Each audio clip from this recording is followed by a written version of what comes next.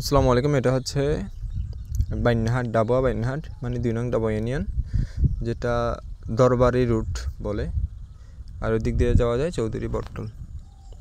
গাড়ি যেতে যেতে যে অবস্থা দেখুন, বর্ষাকালে পানি পড়তে পড়তে জমতে জমতে ক্ষয় হয়ে গিয়েছে। গতকালও গাড়ি 2টা আটকে গিয়েছিল, মোটরসাইকেলে যাওয়া অসম্ভব হয়ে পড়েছে বৃষ্টির কারণে।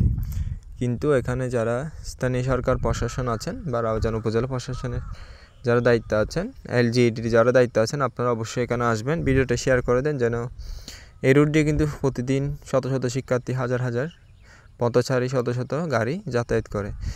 বর্তমানে এই রাস্তা দিয়ে ফায়ার সার্ভিসের গাড়ি, অ্যাম্বুলেন্স বা নর্মালি সিএনজি যাওয়া অনেক কষ্টসাধ্য হয়ে পড়েছে। অনতিবিলম্বে এই রুটের সংস্কার চাই, অনতিবিলম্বে সংস্কার চাই।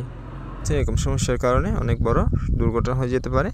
তো যারা দায়িত্বে আছেন 2 নং ডাবুয়া ইউনিয়নের, যারা এলজিইডি স্থানীয় সরকার প্রশাসন আছেন, একটু বিষয়টি নজর সহকারে দেখবেন। ধন্যবাদ।